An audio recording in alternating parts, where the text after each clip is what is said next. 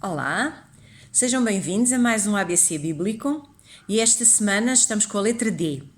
E também só aconteceram 4 letras, mas eu estou a conseguir estar a usar todas. Acho que em algumas vou ter dificuldade de encontrar um termo ou um conceito, mas pronto, até agora em 4 estou a conseguir. E hoje também poderia ter passado pela Bíblia para procurar outro termo onde estivesse a letra D que fosse interessante, mas optei pelo termo lógico. E então a letra D é de Deus. Deus, como conceito, como uma verdade, como uma lição, como tudo o que vocês queiram adjetivar, Deus está presente na Bíblia desde o princípio até ao fim. Desde a criação no Gênesis até ao fim no Apocalipse, quando Jesus vem. Quando Jesus volta e realmente instaura o seu reino eterno.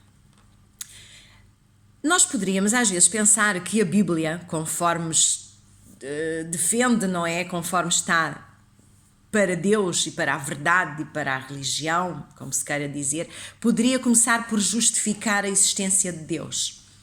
Ou pelo menos podia não querer justificar e dizer Deus existe e ao existir fez isto e fez aquilo. Ou aconteceu desta maneira. Mas não foi isso que aconteceu. Na Bíblia, no capítulo 1, no primeiro livro da Bíblia, no primeiro versículo da Bíblia, diz assim: no princípio criou Deus os céus e a terra. E está tudo dito. No princípio da história da humanidade, da história deste planeta, porque a Bíblia trata realmente de Deus, mas dirigida ao homem. Portanto, na história do planeta, no princípio, criou Deus os céus e a terra. Portanto, se no princípio criou Deus os céus e a terra, significa que este Deus já existe, desde sempre. E Deus, conforme está na Bíblia, independentemente do nome por que é chamado, porque sabemos que Deus tem vários nomes, tem vários adjetivos ligados a Ele, que são realmente prerrogativas que lhe pertencem, Deus omnipotente, Deus omnipresente, Deus omnisciente, Deus todo-poderoso, Deus comandante dos exércitos, Deus salvador, Deus redentor, Deus criador, Deus o bom pastor. Todos os termos se referem a Deus e nenhum deles está a querer justificar a existência de Deus. No nosso pensar finito e humano, nós sabemos que quanto mais uma coisa tem dificuldade em ser, não é dificuldade em ser, quanto mais uma coisa poderá ser sujeita a dúvidas, mais necessidade há de justificar. Nós sabemos que às vezes há situações que temos que justificar, porque as outras pessoas a quem estamos a justificar não estão a aceitar a situação conforme ela é apresentada, nós temos que a justificar. Deus não se justifica. Ninguém pode justificar Deus. Deus existe. No princípio Deus criou os céus e a terra. Deus existe desde sempre. O grande eu sou, um dos termos conforme ele é chamado, segundo leituras, é dos termos mais santos, o Yahweh, não é Yahweh, eu sou. Não me está a dizer eu sou porque existo desde esta altura. Eu sou sempre eterno, sempre existente, existente de per si, não foi criado por nada, existiu desde sempre. E a Bíblia não diz porque é que ele existe, nem diz que ele existe, está declarado que Deus existe. E nós poderemos, apesar de ler a Bíblia, apesar de todas estas evidências, porque isto são evidências quando uma coisa não está a ser justificada e ela existe porque sim, nós temos todo o direito, conforme seres humanos que fomos criados livres, e agora por quem é que nos criou, extraordinário, temos todo o direito de duvidar da existência de Deus.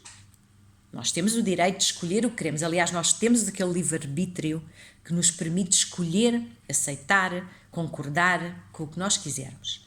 Agora, não podemos esquecer que todas essas nossas decisões têm consequências.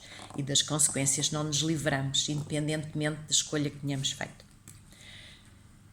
Quando nós às vezes pensamos em evolução e dizem, Deus não existe, porque é que existe, a Terra nasceu assim, já que a Bíblia começa pela história da Terra, falamos na Terra, não vamos mais longe.